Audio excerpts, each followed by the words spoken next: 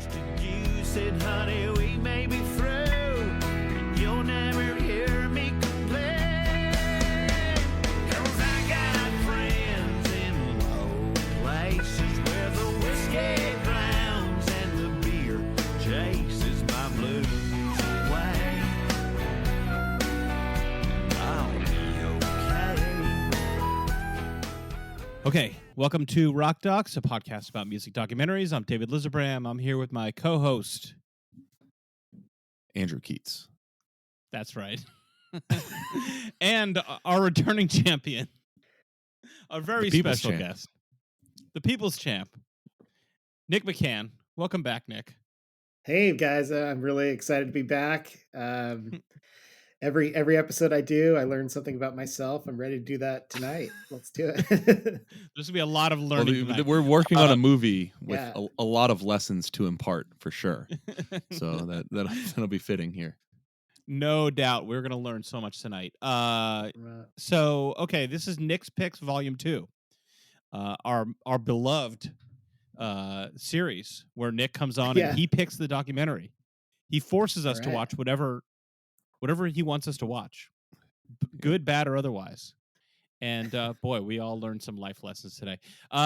Today's episode is about the film Garth Brooks, The Road I'm On, featuring Garth Brooks. Directed by Szymanski from 2019. This is an A&E biography.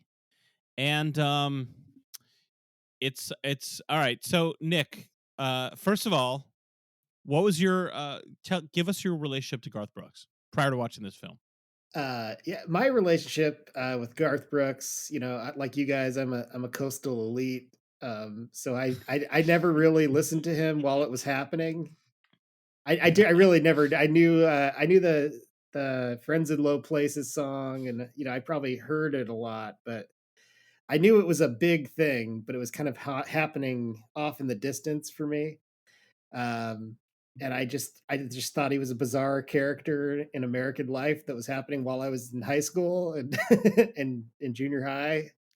But then he started making alternative rock for an album, and that kind of caught my attention too. But I never really had a problem with him. I just knew he was massive, and that I didn't really get it. But I don't know. He was just always there, just dropping albums, and we were always talking about the size of Garth Brooks, right? You're always made well aware of how many units he was moving and all the bigness of him. I don't know if that was your experience, but I certainly had no awareness of him on the come up at all. By the time he had appeared in my life, it was as a telegram that he was actually the biggest thing in the world. That like all the shit I liked was much smaller than Garth Brooks. And it was odd because I was never really, I mean, I went to school with a lot of people who listened to country music, certainly, but I didn't really ever have much reason to like talk about Garth Brooks. No one was really ever trying to persuade me that I should like Garth Brooks. I didn't have anyone who was like a huge Garth Brooks head in my life. It was sort of like I had to just trust the numbers as they were printed in the magazine because I had no reason to doubt them. But anecdotally, he really was not a big part of my life. Yeah. I guess kind of the same. A fellow coastal elite. And I mean, I was aware of him, and there was kind of this thing in the early 90s. And this kind of relates to another episode we did about this singer-songwriter Guy Clark, who's like a much less well-known but very respected country artist. And in the mid 90s or the early 90s, when Garth really started to get like so huge, I just kind of lumped him in with, I think, what were sometimes people would call like hat acts, like, or hat country, like guys who wore the big cowboy hats, right? And as opposed to like these, like, guys who were having this resurgence at the time, like Johnny Cash, Guy Clark, maybe Emmylou Harris, and others. So you had your, like, on one hand you had Garth Brooks and Alan Jackson and that kind of category, who were like extremely popular, but like I didn't grow up in a house where we listened to radio country music or hardly any country music, and whatever interest I did have was through the like rock side of things. Like if you're into rock and you like the Rolling Yeah. Stones and stuff like that, well, you probably would like, you know, Hank Williams and Willie Nelson and these outlaw country guys, and then the people that were still there but they were doing it the right way, you know, that kind of thing. So that was really like my sense was like it wasn't something I liked or disliked. I just didn't have it just wasn't that big a part of my world other than like you said, it was like it's not like it's like you can you can not have ever seen a Marvel movie, but it's like not like you don't know that the Marvel movies are a big thing. You know? It's like impossible to not know if you're like breathing like how big of a deal that is. So I think that was that. And then like without getting into it, like you know, I had a friend in college who just like he expressed to me what some of Garth Brooks' music meant to him personally and related to issues, things that had happened in his life.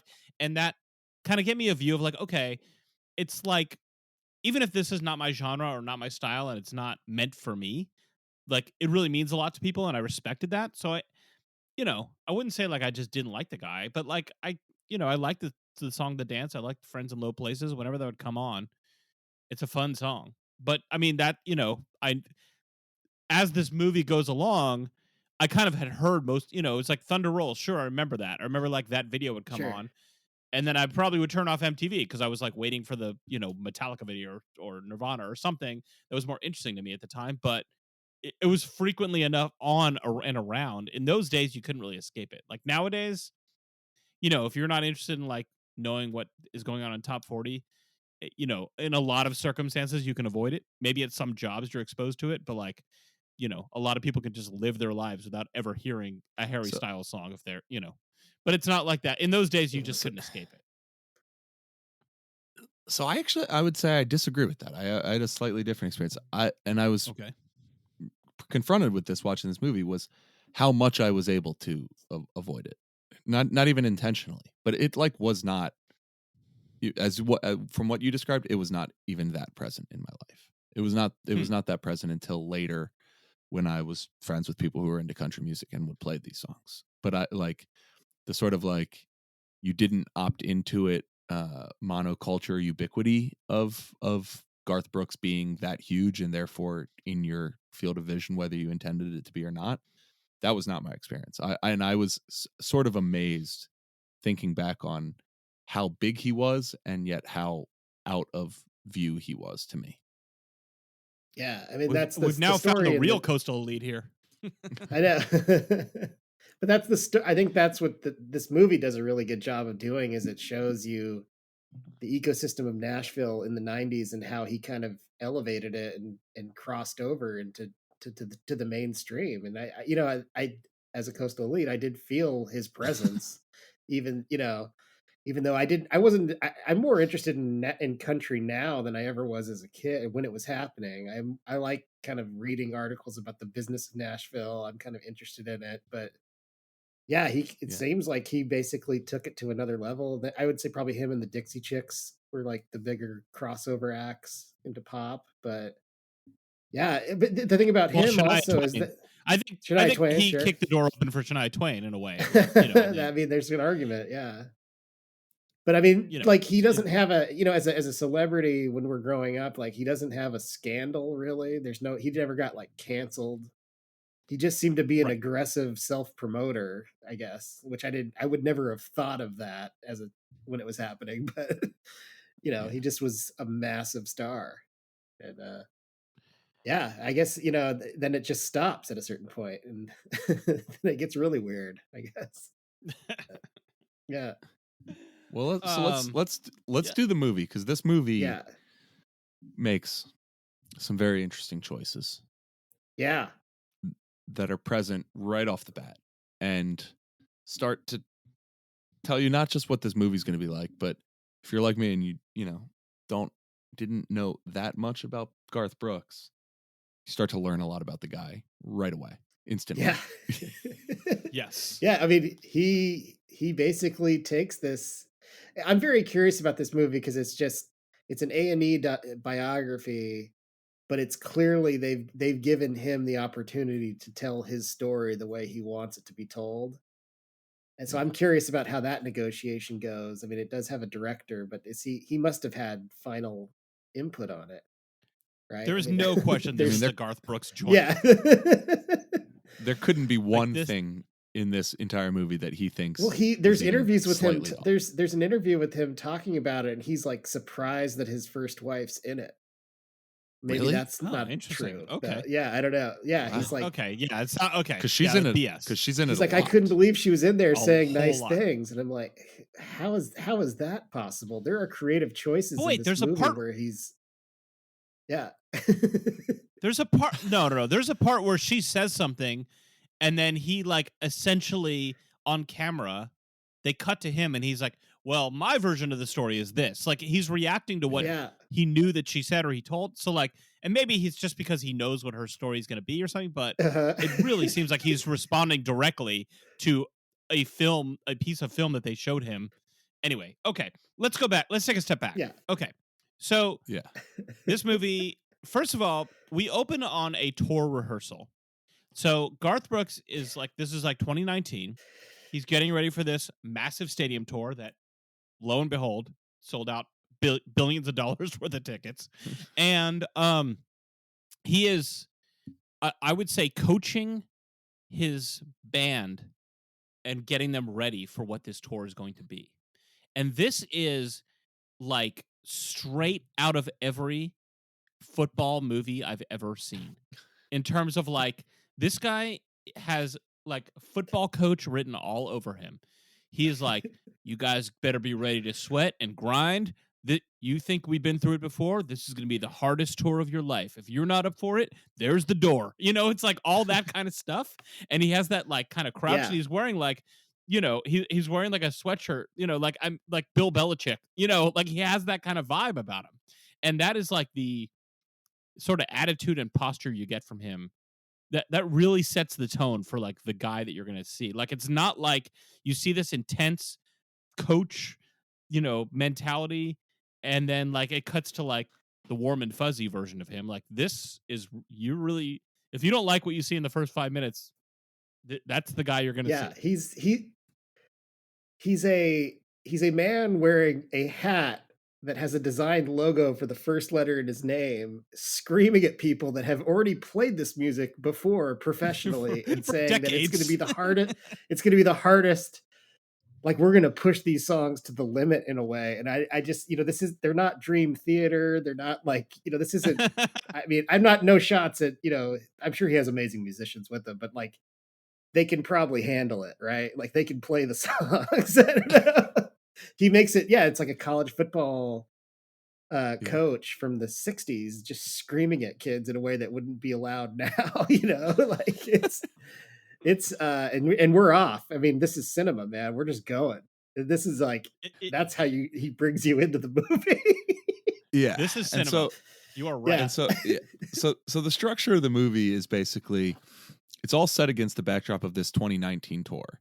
And the fact that the movie was released in 2019, I think it's fair to say that this movie was more or less like a promotional tie-in for the tour. It was probably like a TV special, like leading up to the tour or something. And then it cuts to Garth in various places with a more or less chronological walkthrough of his life. And the chronological walkthrough of his life is quite good.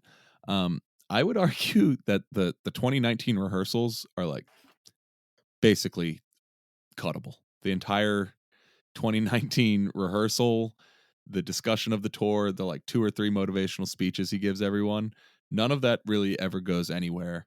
It's by far the least interesting stuff in the movie. It's totally expendable as far as I can tell. I don't know if you guys agree or disagree with that.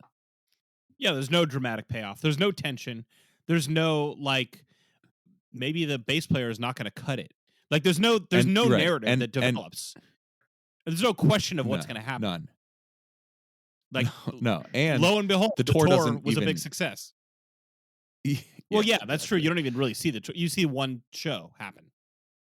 Right. So, there's a segment where they like he's talking to, you know, his probably number one collaborator, Ty England. And they play a song that they first played together in college at the rehearsal, and they cut that with like showing them growing up together in music. So that kind of works, but I get what you're saying. I mean, it doesn't make him look great, and I don't know if it's the intention that he's trying to have is to show him as the great man who's leading these men into battle or something. And you're like, right, yeah. I don't know. Seriously, I don't know. it's Yeah. like he's Spartacus or something. No, It's very I think we grandiose. have to. I think we just have to get right into the whole Garth of it all.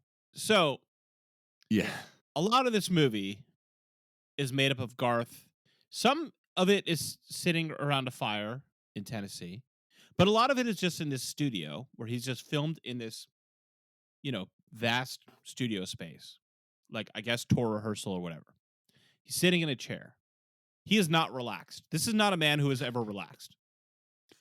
Even sitting in a chair, he has this coiled physicality, like he's a linebacker about to light up the running back, like in one instant. Dude, like he has that posture at all times. Exactly what you just said.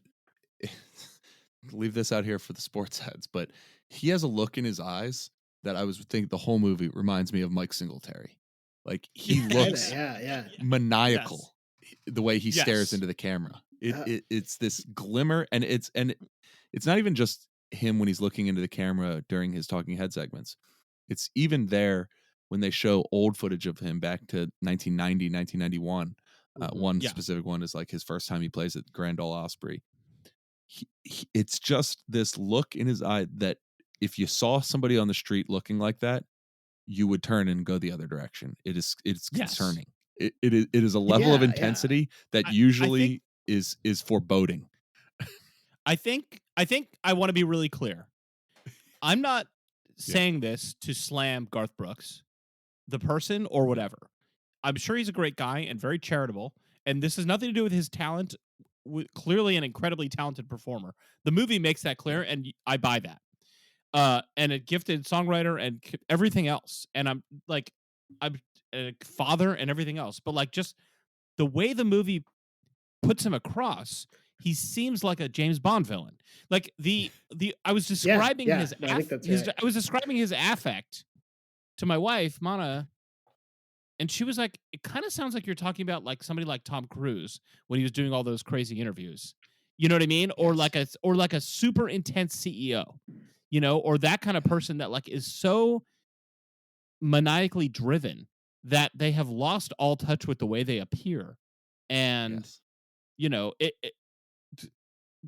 they are just coming across like, wow, I can see why you are so successful, but it's not a warm and you know what I mean? It's like you really could. He really could be something's the villain in a Marvel movie or something. Yeah, like he comes off that way. It's like I don't know if the filmmakers intended it, but it's like wow.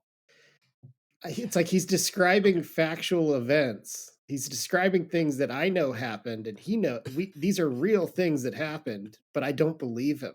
And I have red flags going off where I shouldn't trust this person. Like I shouldn't listen to him, even though I know he's never really done anything drastically evil, or like he's just describing factual events that are on the record. We have video evidence that this happened, but I have red flags going off that I should not trust this person. Something's really wrong here. Yeah. So it starts. So one of the places they stage his interviews is at like his wood clearing pit. Yeah, where he goes to think. Yeah. Where he goes to think. He makes a fire out on this hillside on his property out in Oklahoma. He's got a pile of wood. There's a lot of close shots of the kiln dried wood and him throwing it onto the fire. His boots have mud on him. There's like no question here that this is an actual man of the earth, right? Mm-hmm.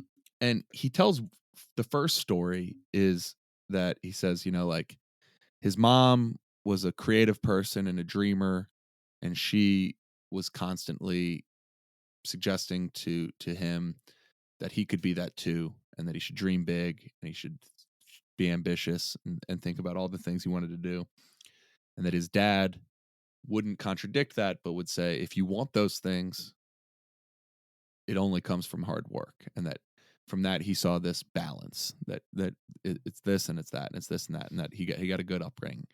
And I thought to myself, okay, it's a little bit of a cliche. I think I've maybe heard that story before from somebody. And then the next story he tells, right after that, he talks about the importance of a handshake is that you meet somebody, and if you give them a good handshake so that they know you're there and you're looking in their eyes, and something horrible happens, some sort of apocalyptic event breaks out, a mass shooter, something horrible, you and that other person whose hand you just shook know that they can trust you with their life. And he says, that might sound crazy, but I'd bet my life on it. And flashes this crazy-eyed look into the camera. And I went from the first story thinking, oh, that's a bit of a cliche. And then the second story thinking, oh, this is a man with mental illness and something is wrong. And I'm having a window into this crazy person's meltdown. And that's like all within the first like couple minutes of the movie. And then you just get, there's like 25 more moments like that where he just has some way of viewing the world that is in the only reason he's expressing it is to blow your mind, is to help you see the world with the clarity that he sees the world through. Yeah, it's the creative choice of they do this over and over again in that, especially in the instrumental room, in the instrument room, and then the rehearsal space and at the fire. They cut wide from him when he's looking away from the camera, and then they cut above him, and then when he's drilling the point home, they square him up, and he gives you that linebacker look where it's like, I just blew your mind, right? Yeah. Let's just sit in it for a second, and it's like he doesn't, you get the feeling that he thinks that the truths that he learned from his dad about team and sincerity, he could have applied to anything. Music just happened to excite him at, like, when he was in a pickup truck listening to George Strait, and then he just decided that he was going to apply this to that. And that's what happened. And we're supposed to believe that. And and I guess we should, because it did happen. I don't know. I mean, that's true. It's crazy that the George Strait thing stuck out to you too, because it's like the way he tells that story. It's like George Strait came on the radio, and I just decided that's what I'm going to do with my life. It's like 3 seconds of George Strait, and he's like he's throwing his athletic career in the past, and he's moving on to music now.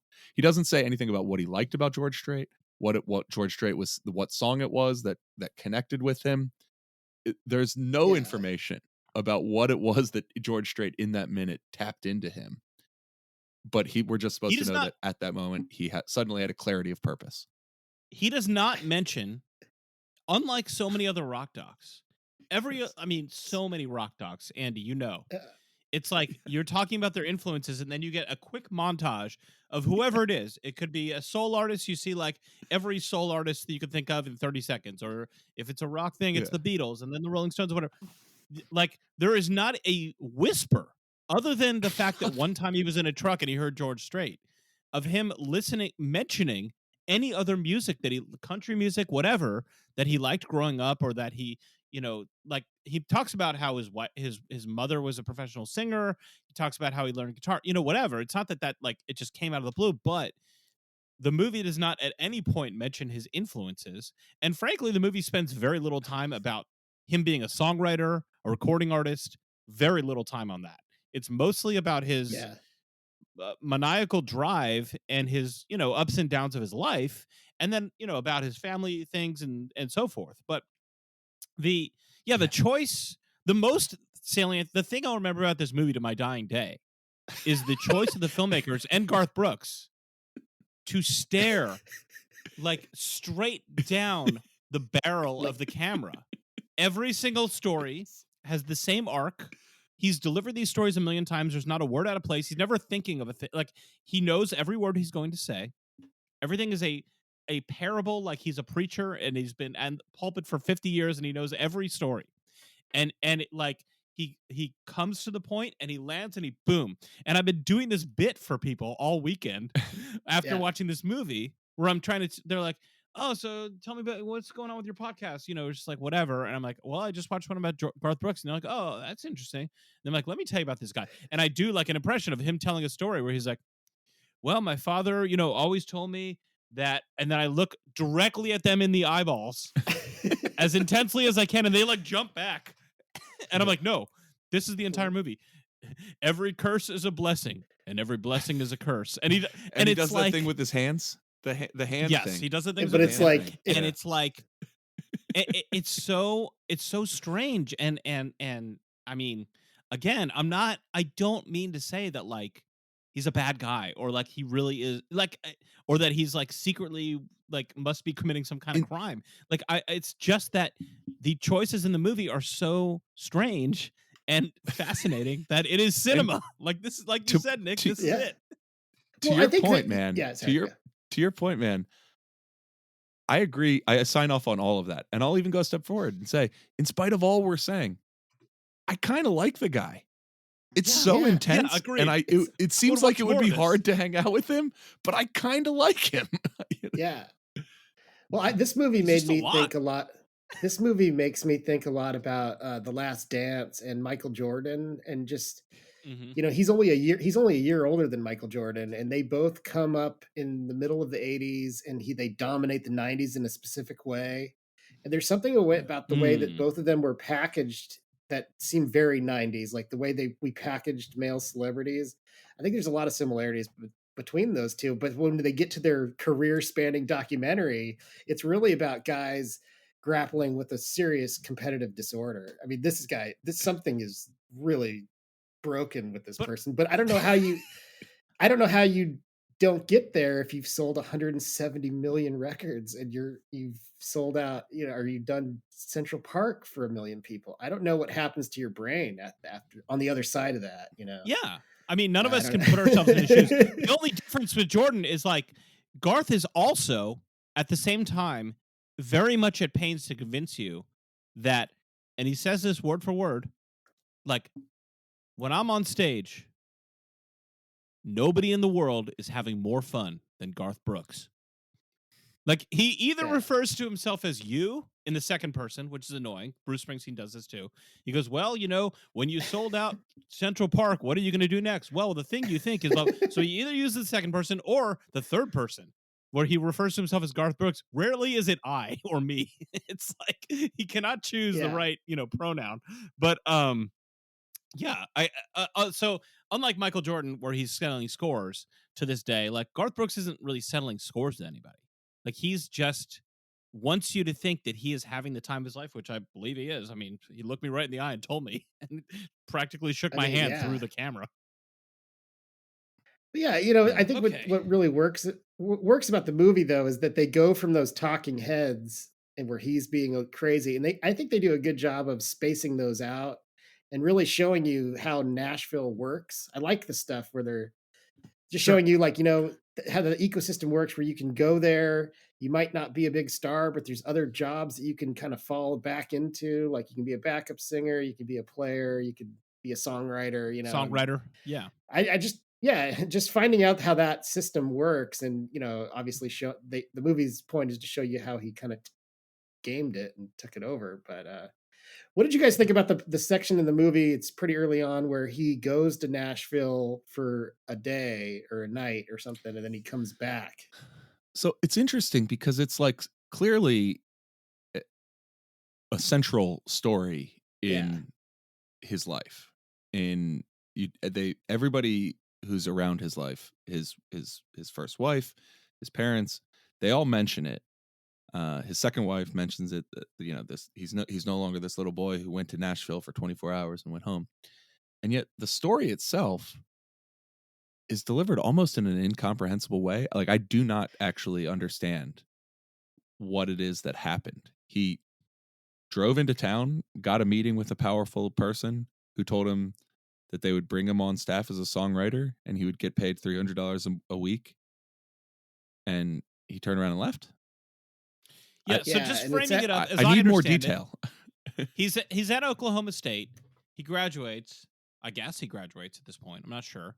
And he's like a local star, like singing in this little honky tonk or coffee shop or whatever, in whatever the town is in Oklahoma or Oklahoma State is.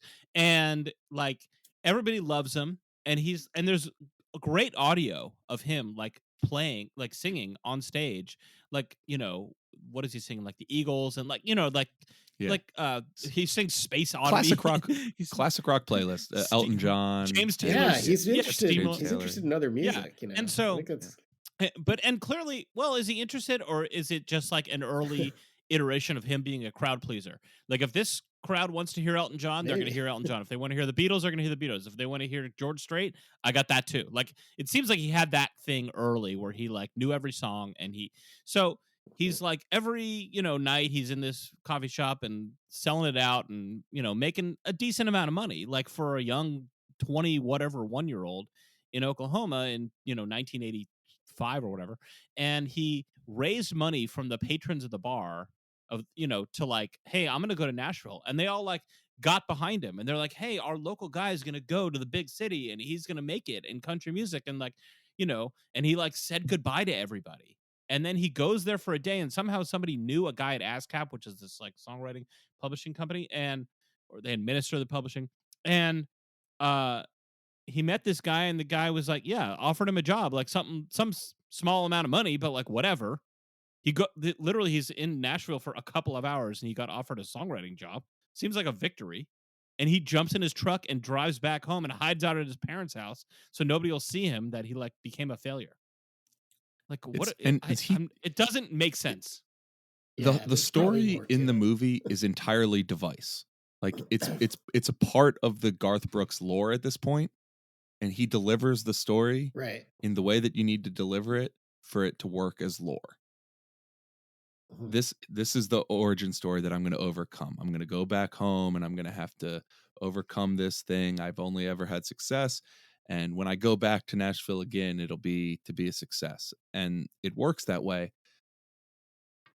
But in the 4-hour documentary about his life, I would like to instead hear, like, what were you thinking at that time that you were 22 years old and you decided to turn around after you had an experience that any other musician in your shoes would consider like an early success? What was it that where this fear came from that you hightailed it? They're not interested in exploring that at all. It's like they're just delivering the preamble for you to understand the hero's journey we're about to go on, and nothing more than that. Yeah, he wants to. He uses it to tell the story of when he goes back and sees one of the people that helped him, and he describes that feeling of like, man, I let this guy down, and then he ends up going back, and then it all just happens. I don't. Yeah, that I think that's right. I don't know. That doesn't seem like a complete story. I don't know. Yeah, you're not told about the actual weakness. He doesn't really want to go into the actual weakness of it. It's just the feeling of letting these people down, and I knew I had to pull my bootstraps up and go back. Yeah. Well, so what we haven't mentioned about Garth Brooks, the character in this movie, who I'm separating from the actual human being Garth Brooks, but the character in this movie, in addition to everything we've said about being so confident and like staring straight in the camera and blah blah blah, he cries all the time. Like, I've never seen so much crying in a movie in my entire life. People who haven't watched this yet will think we're exaggerating. How many times would you guess Garth Brooks either fights back tears or openly weeps in this movie? I think there's at least 7. He does it in the rehearsal. He does it. Way I was going to say 20. That's a way more than I was going to say 25 or 30. Yeah. Does he cry? I mean, are we counting 20. Like in Talking Heads, or just including in Talking Heads and stuff? Yeah, talking, like, which seems to all be the same day. Like, he's wearing the same clothes. It's filmed in the same location. He's giving his life story. They probably just all happen over a few hours, and like he is bursting into tears every couple of minutes. It's amazing. I know. I rewatched, and I think that is why. Yeah, he can every day play a stadium with 80,000 people in it, and every single one of those people believes he is singing to them, and he believes that as well. I think that's the same thing. Like, the thing that makes him burst so easily into tears when he's telling his life story, that he's told these stories a million times, is the thing that also makes him able to communicate to everybody on the planet. There's got to be a connection there. Well, so I just glanced at my notes. One thing we should mention here, just to the point of us not really fleshing out the story of his return from Nashville, is the interviewer asks him, what did his dad say to him when he got home? Mm. And he says, I'm going to go ahead and decline to answer that one. Yeah, that's the moment. Yeah. Yeah. That's the only thing he won't talk about. He won't talk about that. And then he says, he basically makes clear, it was my vote. What he said to me was crushing. It was my motivating force from there on out. No, I'm not giving that to you. It's like, yeah, he's like, I love my dad. I won't say anything bad about him. And it's like you get the story without getting the. He wants you to get the story without getting the story. You know. I think that does work. With his dad, I mean, it made me engaged. Yeah, it is. What is he not saying? Yeah, I get it. Yeah. Well, and to my point about him being it's like the briefcase in Reservoir Dogs. Like, what does his dad say? Like, that's what motivates. You know what I mean? It's like, yeah, it is like the briefcase in Reservoir Dogs. There's also the moment when he tries to quit. He tries to quit Oklahoma State. Yeah, he tries to quit Oklahoma State, and his dad, and him have this big fight, and they kind of gloss over. He doesn't really talk about it.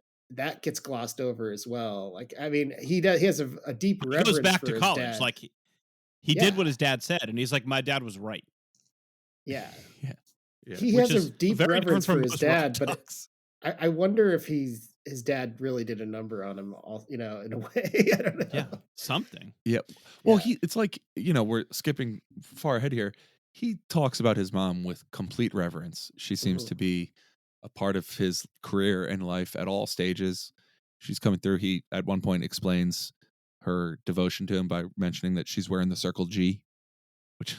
Yeah, that says mom on the back. Like she's wearing a jacket that has Garth's logo with mom, like as the like the nameplate, like the player name. Yeah. So good. But and then at the end he mentions that after the kids went away to college, she had a lengthy bout with alcoholism out of loneliness, and it's like, well, you didn't mention that until hour 3.5 out of this movie.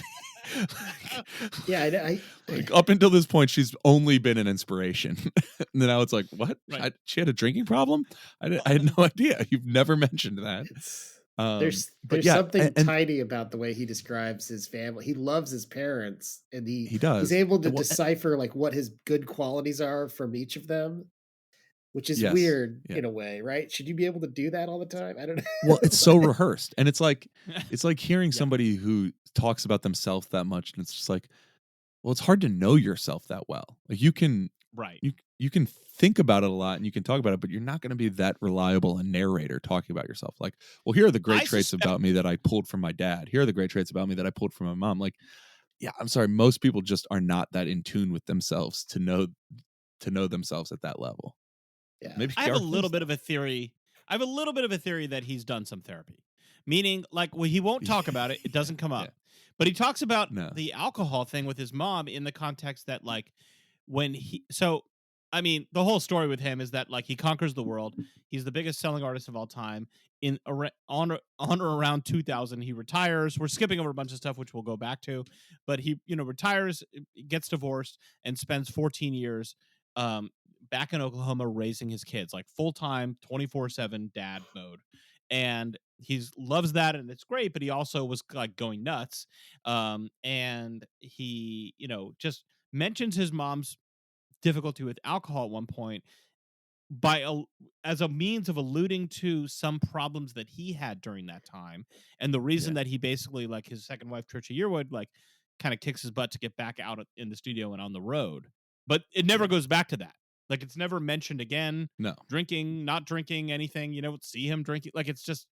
So there must have been some therapy or something that happened, but it's not really clear. I don't know.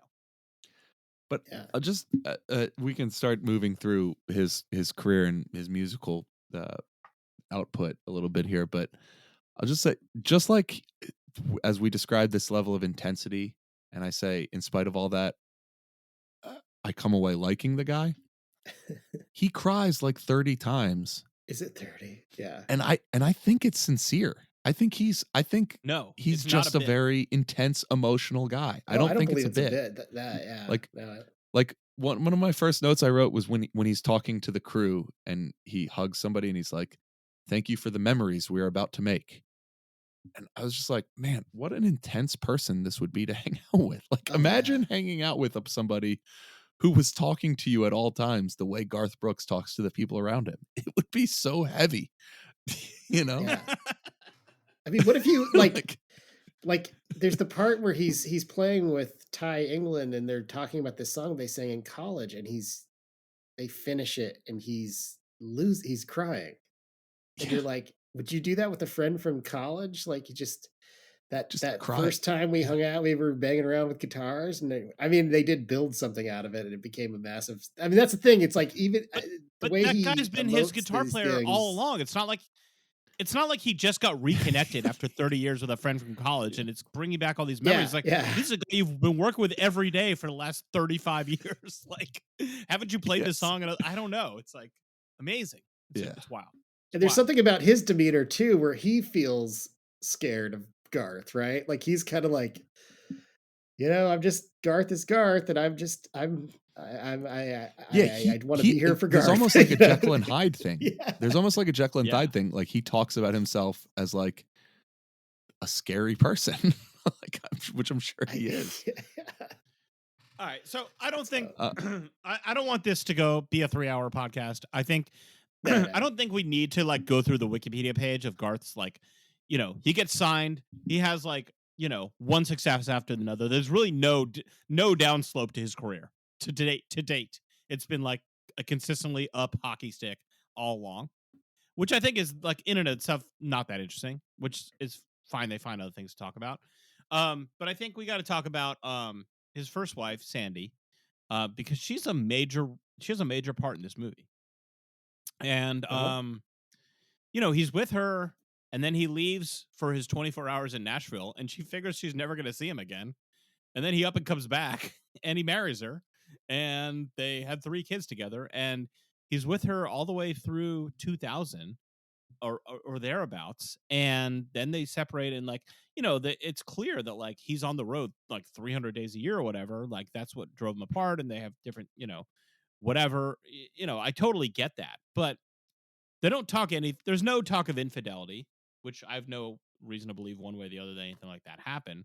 The only women in his life that you ever hear about are his ex-wife and his second wife, Trisha Yearwood, who's been together for like 20 years, who he consistently refers to as Miss Yearwood, which I just love. Imagine referring to your wife that way. Yeah. It would not go over if I was like, Miss Monzoff, he says whatever, like, that would not fly.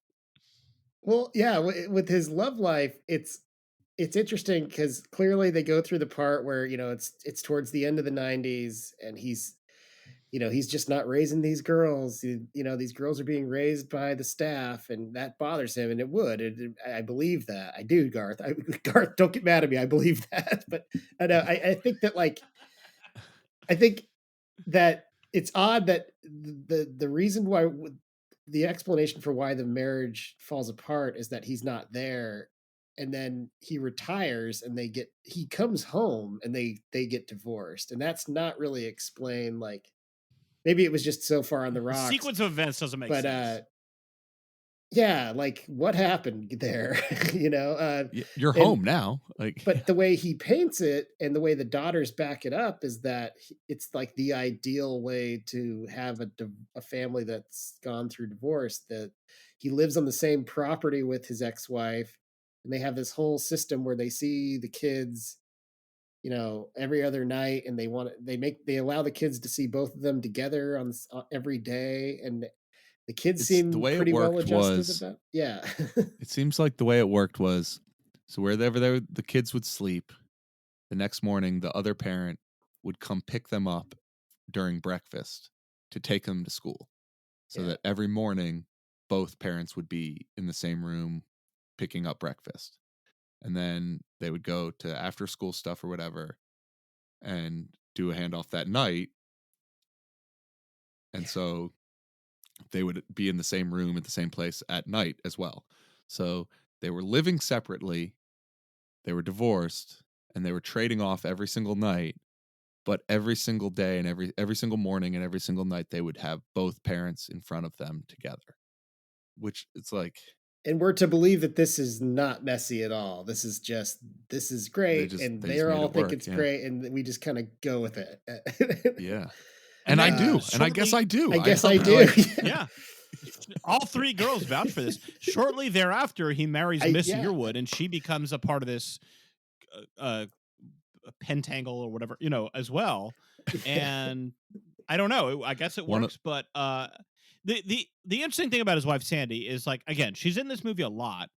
I think she's pretty open, and either by choice or by what the filmmaker is allowed or whatever, she does not exist as a character in the movie, other than in relationship to being a mom to the kids and being Garth's girlfriend, then wife, then ex-wife. Yeah. Like, you don't hear anything about her life. She doesn't get remarried. No. She doesn't have, like, her own thing going on. It's not like, well, we got divorced and I wanted to become a novelist, or I wanted to get into charity, or do any, like, it's, you don't get, like, you get a lot of her, but it's all in relation to him. It's all just orbiting around the whole Garth Brooks phenomenon, which is a little weird. I kind of wanted a little bit more flavor on this person you're seeing through the movie. Maybe what you're craving is a Garth Brooks talking head where he's saying, another man's going to be around my daughters. I need to shake his hand and figure out if I can trust this guy. I want that at least for the movie, but we're starved of that. Well, what we get, I would say, out of more than any album he ever wrote, more than any concert he ever played, including Central Park, more than any tour he ever went on, the longest discussion point in this movie, the most covered set piece, the one where they bring in the most people to talk about the same thing from more directions, is the building of the bridge on his property with all three girls. Yes.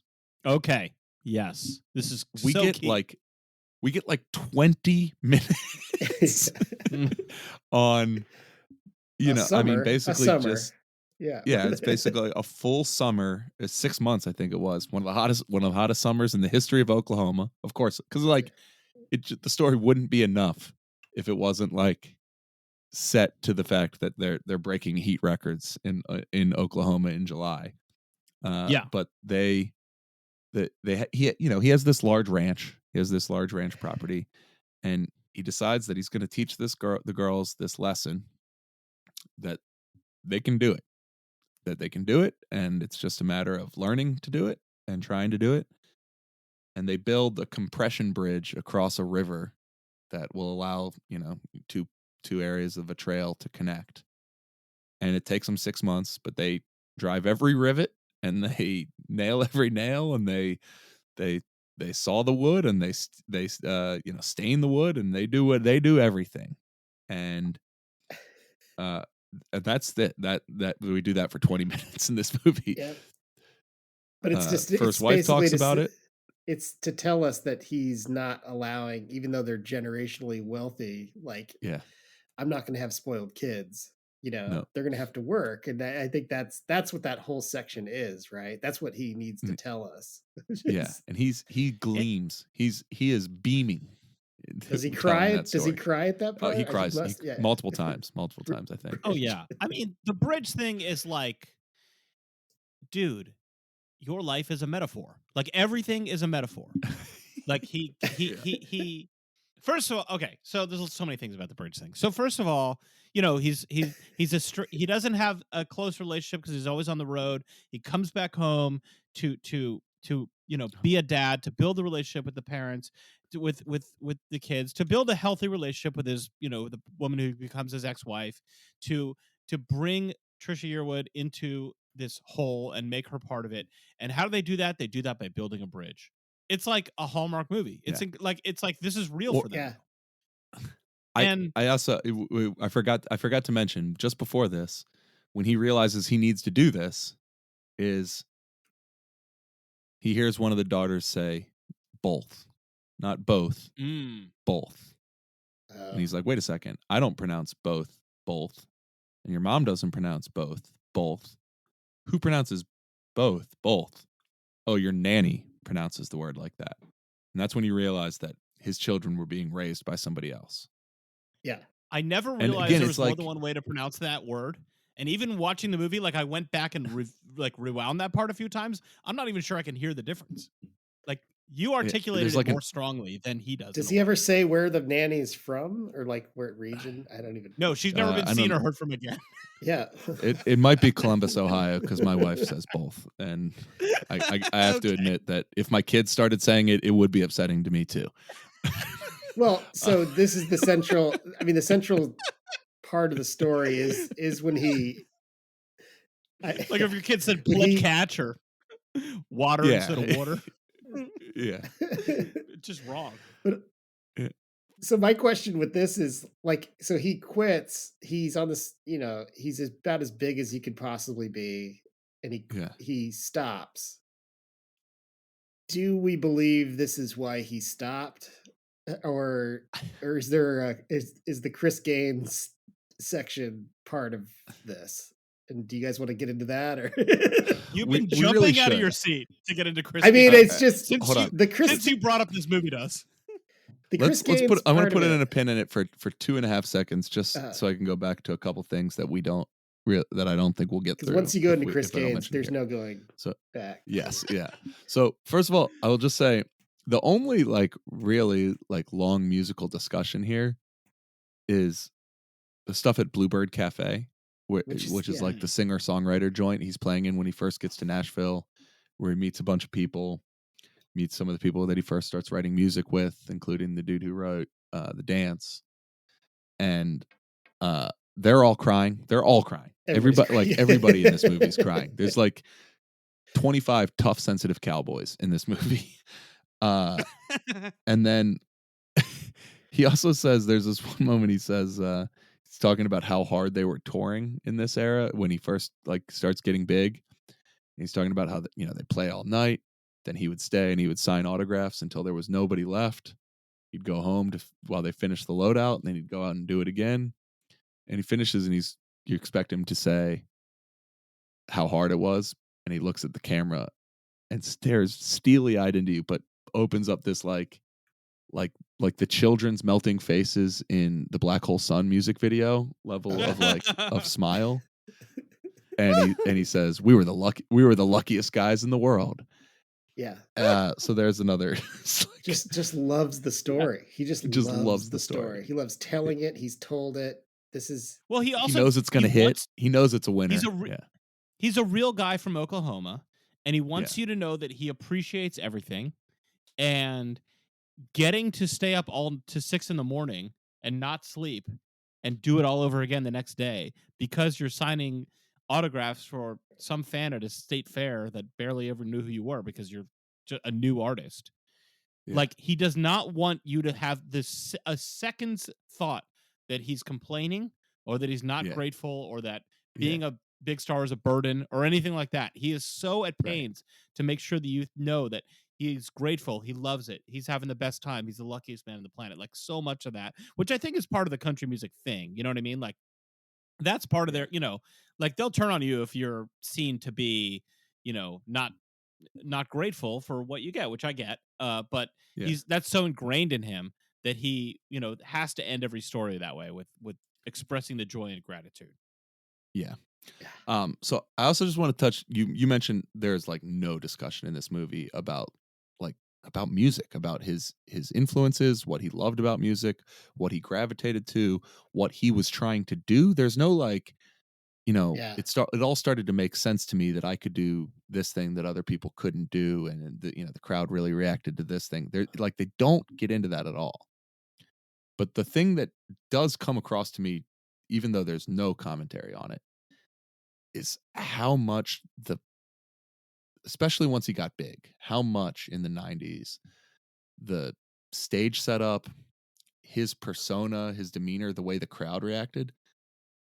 And he doesn't talk about God or religion much, but it looks like it owes itself to mega churches a little bit more than it owes itself to anything in a classic rock lineage or even the country music lineage from which he comes. It the stage in the round, the way people had their hand up, even his microphone, that's the piece that comes around. It all looks like an evangelical church.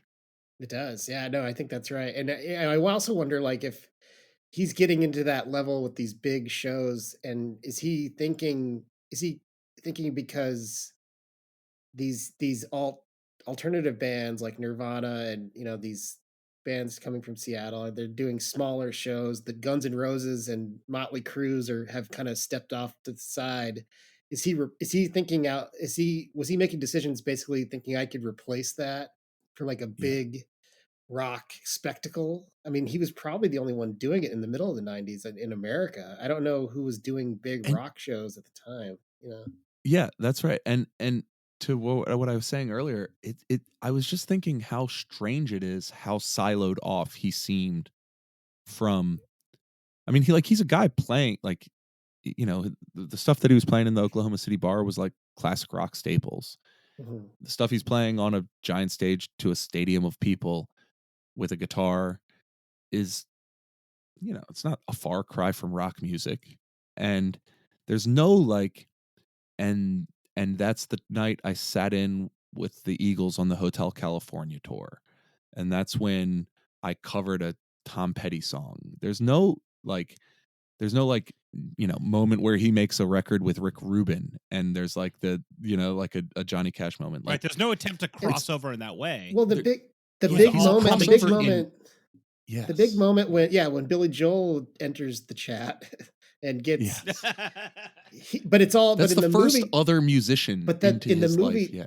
the movie is presenting it as Billy Joel was interested in him. It wasn't like I'm seeking out Billy Joel because I played Piano Man 100 times. It's like Billy Joel was. I was just curious who this Garth guy was because he's playing Central Park, whatever, like the movie. Even that relationship is in service of Garth attracting it, right? I don't know. Yeah, That's absolutely. interesting. Yeah, he doesn't seem that interested in music in a lot of ways. He doesn't seem that much. There's no discussion about what he loves about music. There's like only from the competitive aspect, and it's an interesting insight that like not only when his record went to number one, that the stuff he was jockeying back and forth with was like Nirvana and Metallica and Michael Jackson. These are the biggest acts. These are like the biggest acts in the world, and like that is really interesting. But like that's enough. That's the level of interaction we get from him and the rest of the music world. It was like scoreboard watching, not and somebody did this interesting thing and I like heard the production on this album and I thought, oh, what if I did it with this? Wouldn't that be interesting? There's like there's nothing like that. Nothing. Yeah, I mean, and just to kind of go back to what you were saying earlier about this kind of have this mega church feeling, there is a point early in the movie where Miss Yearwood, excuse me, says, he's basically a preacher, but he's not in a church. It's the Church of Garth. So she's acknowledging that that's being right. part, that she makes that a little bit part of the text.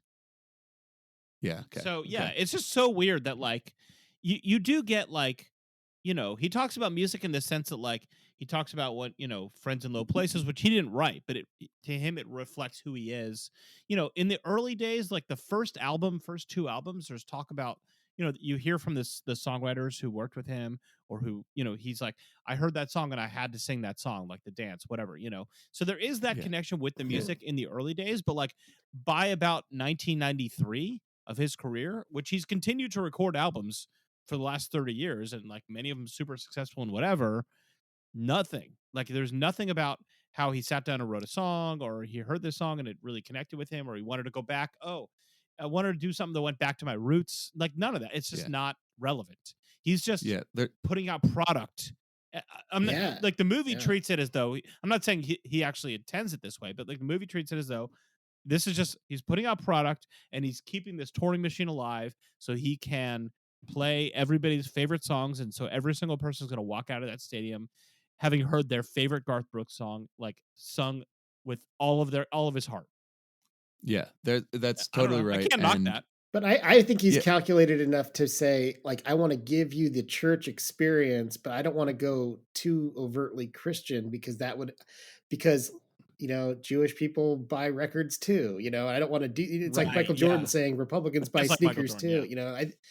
I think it's like they both had this calculated they weren't, or for Garth, he's not like a pop construction by some corporate overlord. He's making decisions about how big he wants to be, and he wants it. There's no like evil person behind him. He's the guy. He's Oz behind the curtain, like doing it. Right. So, There's no Colonel Tom Parker. I don't think so. I mean, he seems very engaged. He has agency the whole time, and this is what he wants to do. And it's like, after you get over that, 15 years later or 20 years later, you just start staring into the camera and crying. I don't know. I think that's what this movie is. It's like, how do I make sense of my over competitive disorder? Yeah, there's no question that the Bluebird Cafe part, talking about the other singer-songwriters, is the closest we ever get to Garth Brooks talking about music in the way that you expect a musician to talk about music. And the movie also gives us the writing of the intro to the dance, and how that was the songwriter hadn't written that part. He had only written the vocals and the guitar. And that's like the only building of a production part of like the standard rock doc fare that we get otherwise. And then we also like there's some of the discussion of the controversy around Thunder Roll, and then his like entry into the 90s PSA songs, We Shall Be Free. And he does talk about that a little bit. Like, he talks about why he wanted to write that song and how important it was to him, and how uncontroversial it seemed to him, even though it was very ahead of its time in country music. And I think this will sound more cynical than I intended to, but I think that part of We Shall Be Free in his career really goes along with what you're saying, Nick, about like how you could move product as a mega figure in the 90s. It seemed to work. I mean, he doesn't really take a side on anything, and he has moments where I guess he is being progressive. There's the whole story at the Super Bowl, 1993 Super Bowl, which David was at. Yes. David, you say you've never seen Garth Brooks. You did see Garth Brooks perform. I did not say that. Super Bowl. I did. I was there. I don't remember the national anthem, but I remember more or less it started with "Oh Say Can You See," and I remember that part. No, I mean, he sings this protest song, which is like about how everybody should love each other. And it's nice, and he I don't know, he said it was inspired by the Rodney King thing, which Travis Tritt told him about. That it's a whole story. Whatever. That's again, he's mentioning one of his contemporaries very rarely, but it's fine. And like, look, it turns out these many years later that I one of his daughters, I understand, is is either gay or bisexual or something like that. So I think he still emphasizes that, because I think he was proud to be ahead of the curve on that in his context, which is great. But that, again, that's the only kind of whiff of controversy that he's willing to allow. It's like he did one thing that was courageous in 1993, and then he did his bit, and now he's selling records, and that's fine. All right, but he tells that story. He tells that. Wait, we should get going. Okay, all right, I get it. He gets into a fight with the NFL, and he stands his ground, and he wins. Yeah, okay, that's what he loves about that story. Is right. He does love that, and that's a very Michael Jordan series of events as well. Right. There's a few episodes of him standing his ground, which I believe it. The last thing I'll say is when he's climbing on the piano, on Billy Joel's piano in Central Park, all I could think is he is a very strange man. That's all. Like, Garth Brooks, weird dude. The screen in every concert, every single concert clip of him, like, being excited, and like at the end of a song, or like he gives the wait, who's the politician who had the scream? Yes. Howard Dean. Okay. Yeah. Howard Dean. He does the Howard Dean scream 20 years before Howard Dean. He's been does. doing it every concert since, and nobody's ever complained. Like somehow it didn't work Yeah. for Howard Dean, but he's doing the exact scream, the exact thing. He's been doing it since 1989, and everybody loves it. So, all right, we have to get to Chris Gaines. Yes, We're let's get contractually obligated to get to Chris Gaines. It's been an hour. Okay. Nick, Well, give us everything since- just download us. Well, since we're talking about another artist, I'll, I was in 1999, the year of Woodstock 99. And, Sure. yeah, did he play that? He might have. I don't know, but should have. But, if they were booking it these days, the way like Coachella and all these other festivals book, there's no question Garth Brooks would have been at Woodstock 99. Chris Gaines, rather. So in '99, this other guy.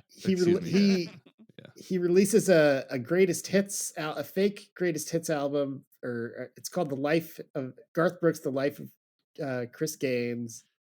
And we are to believe that this would have all made a lot of sense if a film had come out that would have explained all of it. But basically what it is he adopted a different persona called Chris Gaines, and he plays sort of adult contemporary rock, but I described it to my wife, Liz. He looks like Ben Stiller doing a sketch about Trent Reznor. Is that right? I Wow. think that's kind of what it looks like. But he's That's playing exactly what it looks but like. it's not that big of a departure musically, really. I mean, it's a little harder. It's like if to the his Goo Goo music. Dolls rocked too hard for you. Right. I think that's You right. know. Goo Goo Dolls is right. Yeah. If And, it's 1980, it's 1999, and you just can't. The Goo Goo Dolls is a bridge too far for you in the rock department. You need to soften it up a little bit. So, You got Chris Gaines. yeah. Well, so this is a project that is confusing to a lot of people, and is a kind of a joke to most of us coastal elites. But Most like of he, humanity. yeah, and it's kind of this blemish on his record, and it doesn't really go anywhere, right? I don't think it did very well commercially, but it had a couple music videos. Miss played Yearwood hastens to point out that it did move 2 million units. Oh, did it? Okay, yeah. And then he played SNL as Chris Gaines. What's interesting about it in the movie is that he wants to make it very clear that he's extremely proud of the material and loves it. And he loves the story of saying this was a big misunderstanding, but did you actually listen to it? That's what he keeps saying, but did you, that's what I always ask people when they make fun of it. Did you actually listen to it?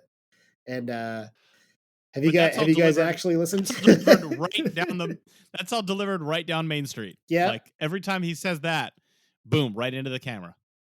Right. And And well, I like, was the whole Yeah, you're right, buddy. I haven't listened to it. Sorry. I also this happens I don't know. this happens right before his inevitable retirement. Yeah. And my question to you guys is like, do you believe him when he's talking about it? I mean, do you believe that this would have all been explained by a movie? No, Well, so the movie would have been terrible. That I do. No. Back up. There is no movie. That's what I think. That too. is simply And not true. I think that is not true. I feel like. Do you know how I insulting know for it him isn't to- true? Huh. Because they'd make no effort to explain what happened to the movie. None. That's true. There's no like, well, it was supposed to be the soundtrack to this movie, but Universal was dragging their feet. They delayed filming. It was going to be here another year. It was supposed to have Val Kilmer, but then he pulled out at the last minute. It was going to be Keanu Reeves, and then he pulled out at the last minute. No, they make no attempt to explain any of that beyond to say, well, there was going to be a movie, yada yada. But the album came out first. I'm sorry, Right. there was no movie. I've never heard any hint of like you said, casting. Like when somebody's making a movie, especially like a huge star, like when Mariah Carey went on to like do Glitter, like you heard about that for years before it happened. It was like a big thing. Like they spend years building these things up, and they get a director and this that. You heard none of this, and also it's like if you really wanted this movie to happen, it could have happened. Yeah. Like, Yes. okay, the Chris Gaines thing became kind of a joke, but like he has all the money in the world. Like you could just make a movie or hire a director What, like, that you still could, even on the basis of getting somebody to finance it, like at some price point, people are going to go see a Garth Brooks movie in 1999 or 2000. You know what I mean? Just for the novelty of it. Like, you can make it happen if you wanted to. Britney Spears got a movie like 2 years after this. Yeah. It's not hard. They made Spice World. They made a lot of movies, good, bad, and otherwise. And so, yeah, I think you're right. I think that this is all made up. That this is the one thing in the movie that I don't believe. There was there was a germ of an idea that was like, well, what if there was a movie that goes along with this hypothetical idea of this person I created? But that doesn't mean there was gonna be a movie. Like, a lot of thoughts come in and out of my brain. He took a big creative. He took a big creative swing, and it was egg on his face, I think, and he didn't know how to handle it. And he releases an album after that, but then it's over, and his run is kind of over. And I don't believe the way that they try to explain it, where like this is, it was just I wanted to go spend time with my kids. I just wanted to stop. I mean, I think he was really hurt by it, and this is how he's covering it up 20 years later. Right? Is that the movie does? Well, one thing the movie does a lot is he is constantly, and I believe sincerely, terrified when he's going to make another move that nobody's going to show up. He goes on with this, like, whatever it is, like the Central Park. He's going to play at Central Park. He's like, he couldn't even believe it. They convinced him to do it. He's like holed up in a hotel room by the park, and he wouldn't even open the shades, and he wouldn't like let his wife tell him like if there's anybody. Like, he literally thought there's gonna be nobody there, even though he's already been the biggest star for 8 years in the entire planet. And of course, a million people show up. And then like when he does his big comeback tour, he's like convinced nobody's going to show, even though it's been 14 years since he really toured. Clearly the demand is there. Ticketmaster knows, like their algorithm knows how many people are going to buy. This is like, the part. This is all, it's all like, that's the part. But I believe that I don't believe it from a business That's the part standpoint. that's driving me. That's the part that's driving me crazy. But I believe it emotionally. I believe there's a part of him that really. Have you ever been to New York City when a big concert's going on? It's quite obvious that a big concert's going on, and a lot of people are going to go to it. Congratulations, you pulled the shades closed in your Manhattan hotel overlooking Central Park. Penthouse. It would have been abundantly clear that 850,000 people were descending on the Central Park of the largest city in the world. It would have been abundantly clear. And when you decided to come out of retirement, like, your management knew you were going to sell a lot of tickets, and they were going to do it for a lot of money, and then they were going to show up, and there was going to be a lot of product tie-ins and a lot of corporate synergy. There's no mystery to any of this. So, but what you're saying is the fear that has a fear of failure. I believe that. And then when it actually happens, then he just can't handle it. Right. The one, exactly. Like the one asterisk in his record, he can't. Yeah, he just can't get. I love his story. He goes that the crew guy, the tour manager guy, comes and hands him a piece of paper. Like, it's all so dramatic. Everything plays out. All of his stories are played out like a director has shot them. That the tour manager hands him a sheet of paper with the last count, and Garth says, "Do you mean to tell me there's 850,000 people out there?" And he said, "No, I mean to tell you there were 850,000 people out there 90 minutes ago."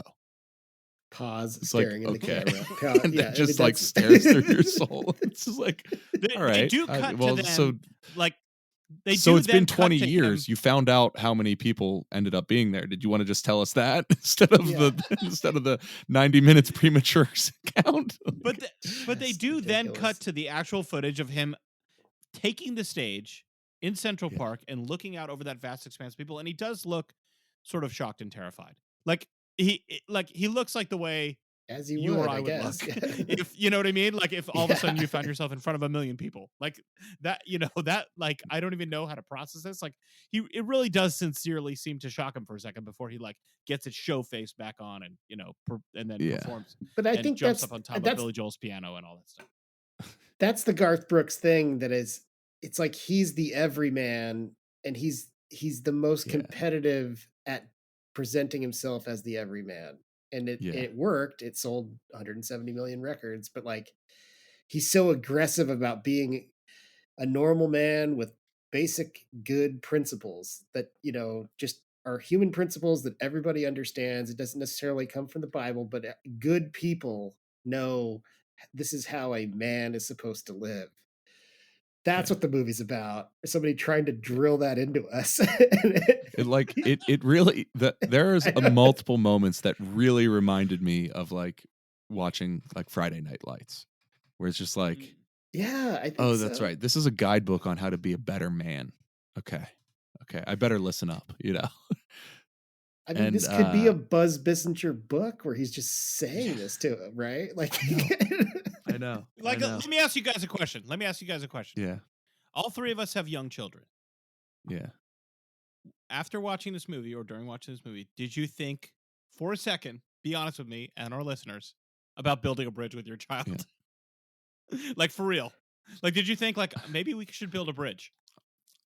I'll confronted. Admit, I've never built anything close to a bridge in my life. Like, I don't even know how you make a bridge, but I was like, maybe I should do that with Miles. Like, maybe he'll grow up to be a better person if I do that. I was confronted by the pangs of regret that I don't know how to do anything. Yeah, that's what it was a harsh dose of reality that I couldn't do that, and Garth can, and that I'm not a salt to the earth man like Garth Brooks is. Upon my last rewatch for this, the next day I did shake somebody's hand, more consciously thinking about how I wanted to present myself as a person they can count on. I mean, I was like thinking about my handshake more. Yeah. So I know that's not nothing, right, Garth? Right, Garth? Are you watching, Garth? Yeah. I feel like teaching my kid a Garth Brooks style handshake. Like, he needs to learn. I do want to add. I do want to add that at least one of us did listen to Chris Gaines through and through. In fact, one of us wrote his first published work, his first bylined piece. Was a review of Chris Gaines for my high school newspaper as a freshman. When I was assigned it because I could not. I was too junior on our newspaper staff to review Radiohead, and so I had to pick up the dregs, which was the Chris Gaines album, and I reviewed that. That was my first published piece of journalism for the Bear Press. Did you give it a good review? I think I did give it a good review. I think I was too afraid to give a bad review. Maybe you knew that Garth Brooks would be looking at you in the eye like 23 years later. Yeah. You'd have to live with yourself. Yeah. Oh it's I remember I remember Lost in You. I know that song well from writing that review. Hey, look at that. Now you're an award-winning journalist, so you were right. All the other critics were wrong. Turns out. Garth, look what else you've accomplished. You can't build a bridge, but you've spotted a good song. Oh my gosh. Yeah. Okay. I think we could talk about this forever, but I think we have to round this out. All right. Nick. I don't even know how to approach this, but somebody who's not like necessarily a big Garth Brooks fan or whatever, they're like, hey, I have Netflix. What do you think I should throw on tonight? Do you recommend this film? Well, when I first saw it, I told everybody I knew to watch it because I just wanted to make sure. I'm like, am I crazy? This is crazy, right? Like, I just want to see this. So I do want people to see this. I think it's but seriously, I think it's a really high level of rock doc. I think it's the way that they balance this, and they really kind of teach you a little bit about how Nashville works. I think that really does work, and then splicing it with his personality, just being right there in your face. I think it's a great rock doc. It would be, I don't know. I'm not saying it's a top 5 for me, but it could it could move up the charts as I grow old with it, because I'm not done with this movie. I'll be checking in. I think I would tell people. I want people to see it. I want to like just be at a bar and like, you've seen it? Okay, let's like. Our night So is now. What about you I guys? could- Yeah. I couldn't agree more. I absolutely would recommend this movie to everyone. Like, compared to so many other rock docs, this is a memorable film. And it is, I mean, Brooks's behavior, Garth Brooks being Garth Brooks into the camera, is so striking. It's like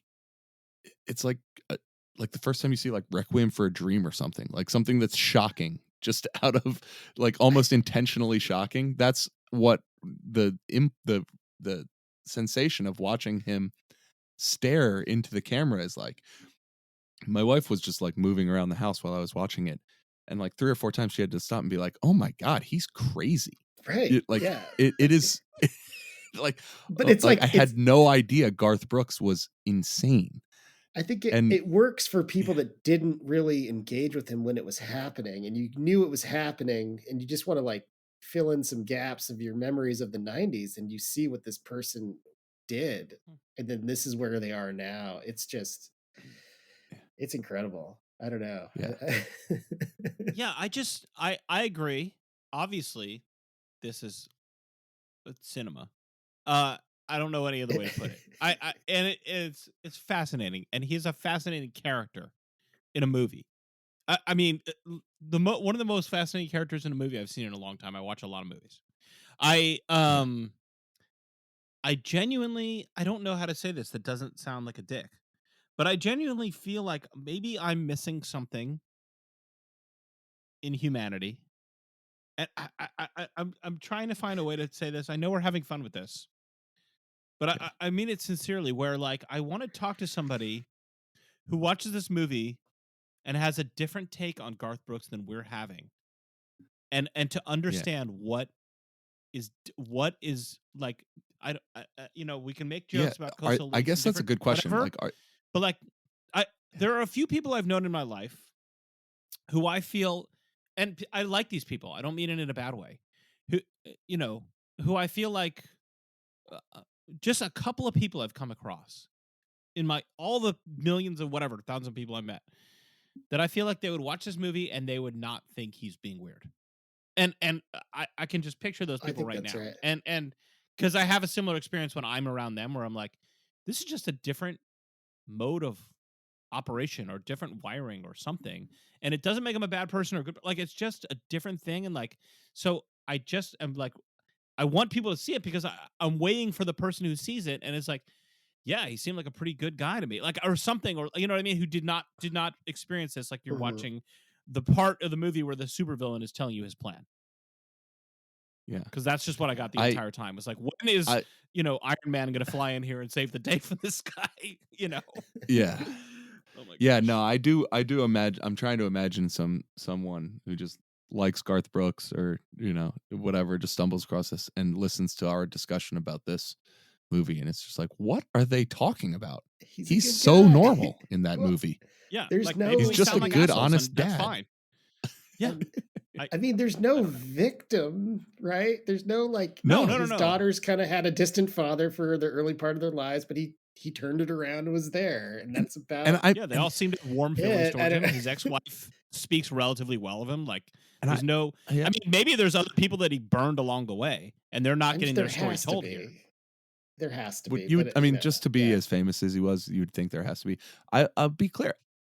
I think he comes across as likable. He just comes across as crazy, and like I am like an open wound too. Like, I can understand being very emotional about your kids, but also like he cries about every single topic. Everything he remembers about his life brings him to tears.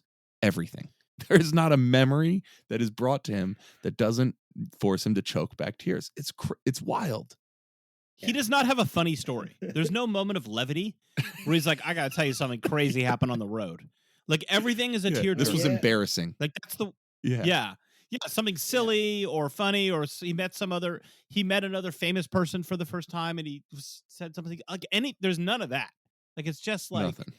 Yeah, it's just he's like has this one frequency that he's tuned to at all times, and maybe there's other interviews with him where he comes off like just a chill dude. I don't know, but boy, This is a film. Yeah. Man, it's cinema. Man, Nick, So you nailed it right intense. off the bat.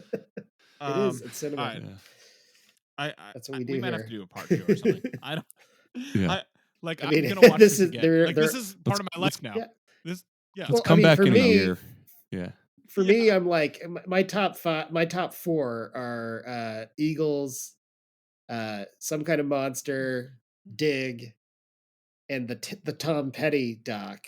Now, for me, I still have Get Back. Solid I haven't top landed 4. on yet. That's gonna Get Back's gonna grow. This one. How far is this one from the Petty doc? I mean, I know you guys are deeply into it, but like this is more exhilarating. Yeah, this is crazier than that for sure. I mean, this is as crazy as Dig. Garth Brooks is as crazy in this movie as Anton is in Dig, and Anton is mostly using heroin and getting in fistfights on stage, and that's how crazy Garth Brooks is in this movie to me. But yeah, and he's a talking head. I mean, as far as the documentary with a talking head, the subject, a performance of a talking head by the subject. This is number one. I don't know what else there is really. There's no talking head performance on this level. This is it. This is the pinnacle. This is the pinnacle of the form. I mean, I love the Sparks Brothers doc, and those guys are great. The Sparks Brothers are great. The Kenny G and the Kenny G documentary is sort of on Garth's frequency. Phenomenal. That's a good one. If you want to, like, it's a long night, but if you want to do a double feature of the Garth Brooks, the Rotomon and the Searching for Kenny G or whatever it's called, boy, those are two interesting characters. I mean, they're and like they're basically the only person who competes success wise with Garth Brooks is Kenny G, and vice versa. Like, I would pair those two off. Yeah. Let's get those guys in a room together. There's gonna be an intensity that's the frequency of the world might change. Do you think hold on, last question. I'm sorry. Go ahead. Yes. Listeners, if we gave Garth Brooks a truth serum and just got him talking about 90s musical figures, is that possible that he would be like Steve Albini level takes, just like firing shots at everybody? Like, is that why he doesn't say anything? Because he's like, his grandfather told him, if you don't have anything nice to say, you don't say anything at all. And so he's just like, but like, if he was made to say like what he thinks about Nirvana, he'd just be like, all flash, no substance. He didn't know how to he didn't know how to write a song. Metallica. Or does he think his country contemporaries didn't have the juice or the balls or something to do what he did? Yeah. You know what I mean? Like, why wasn't Travis Tritt as big as me? Like, he talks or whoever. He talks shit about like Tim McGraw, probably like, that boy, he didn't want it, like that. Yeah. Yeah. I don't know. Yeah, that's interesting. He seems too calculated. He didn't have that. He seems too calculated to throw a heater at like Michael Jackson at the time, like you wouldn't do that, Like, yeah, that's the version of this that's the part 3 I want, is go back to the 90s and Garth just cuts loose on everybody who he was selling more records than. Just like Madonna, En Vogue, just crushing everyone. Tupac, Boys to Men. Yeah. Come on, they're like, not. And I did it with no rivalries between the four of them. Yeah, exactly. Just no handshake. Name somebody, whoever they are. Who's this Chumbawamba? Yeah. Beck, no handshake. Beck. Okay, for crying out loud. I think we have to this road we're on is coming to an end, fellas. Okay. Nick, I think you've outdone yourself. This is one of my great picks. I just felt like I was alone. I was like, I just watched it and I was like, this needs to be talked about. And I'm glad it wasn't just me. I was like, I was afraid that I was the only one that thought this was funny, but I just I'm telling you, Nick, not believe it. When we do the next Nick's Picks episode, I expect you to feel the way Garth Brooks felt in that hotel room, thinking like, nobody's going to come to my Central Park show. Like that you have that level of pressure now. You know what I mean? Like, you got to bring Yeah. it. I So I'm cannot just saying, fail. Yeah. you can't toss it off. You've now set the bar so I have high. a few more good Knicks picks episodes that I'm going to release my Chris Gaines, which is going to be like, Yeah, right. Then you're going to retire to raise your child. yeah. It's like No a more sitar podcasting. Build a documentary. bridge. Okay. Yeah. All right. This has been Rock Dogs. We're at Woo. Rock Dogs Pod. If you have more opinions about Garth Brooks that we have not shared, please, if you have footage of him talking into the camera, please share it with us. We'll watch the hell out of it. Yeah, it's been a real pleasure. Thank you, Nick. Thanks for listening, everybody.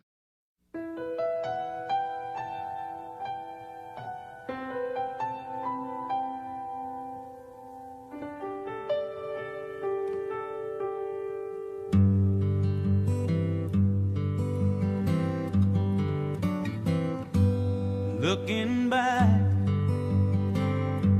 on the memory of the dance we shared beneath the stars above. For a moment, all the world was right. And how could I have known that you'd ever say goodbye? And now I'm glad I didn't know the way it all would end, the way it all would go. Our lives are better left to chance. I could have missed the pain, but I'd have had to miss the dance.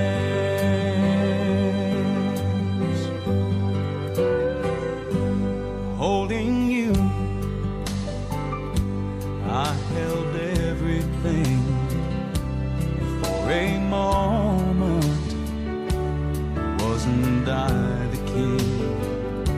But if I'd only known how the king would fall, hey, who's to say? You know, I might have changed it all. And now I'm glad I didn't know the way it all would end, the way it all would go. Our lives are better left to chance.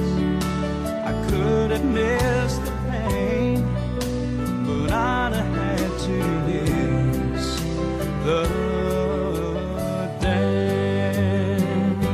Yes, my life is better left to chance. I could have missed the pain, but I'd have had to miss the dance.